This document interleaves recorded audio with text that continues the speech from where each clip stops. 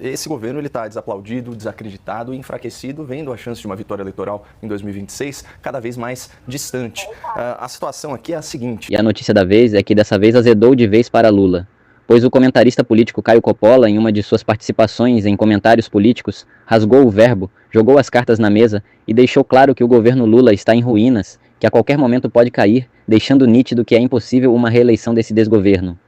O governo Lula é o governo que mais arrecadou impostos na história.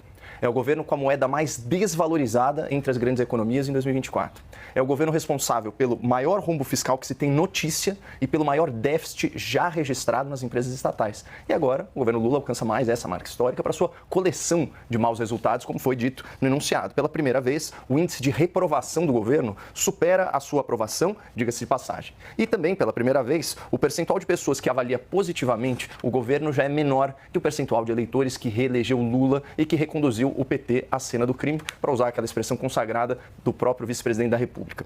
A aprovação do governo Lula, como nós vimos, caiu 5 pontos em relação a dezembro, com destaque para o Nordeste, uma região onde ele perdeu 7 pontos em um mês. Isso é bastante significativo. E, como bem disse o Dr. Zé Eduardo, saindo da fotografia de momento e analisando o filme, em fevereiro de 2023, 23% dos entrevistados dessa pesquisa reprovavam o governo Lula. Só que hoje esse número mais que dobrou e está em 49%. Ou seja, o eleitor está perdendo a paciência e está perdendo a esperança com Lula e sua equipe.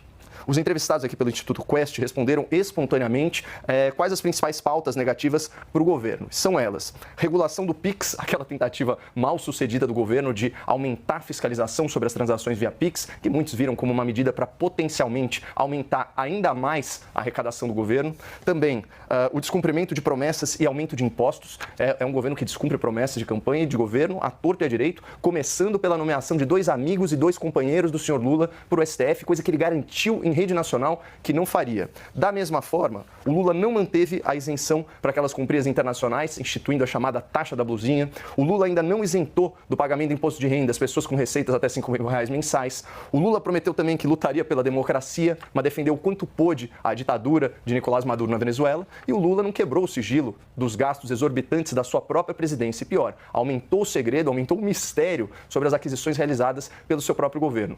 Finalmente, os entrevistados da Quest citaram a inflação como fator que impacta negativamente o governo Lula. A inflação é um fantasma que voltou a assombrar as famílias brasileiras, puxada aí pelo preço dos alimentos, dos combustíveis e da energia.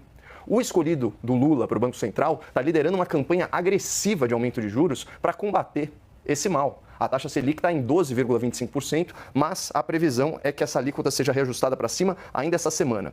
Então, aqui estão mais algumas promessas quebradas do Lula. Juros baixos, dólar em queda e gasolina abrasileirada mais barata. Nada disso aconteceu, como foi alardeado. E para fechar, Basília, falando em falsas promessas relacionadas à inflação, vejam só essa manchete do G1 de 10 de janeiro. Preço da carne sobe 20% em 2024 e tem maior alta em 5 anos. Alguns cortes subiram até 25%. E a picanha, tão citada pelo Lula na campanha eleitoral, também ficou mais cara.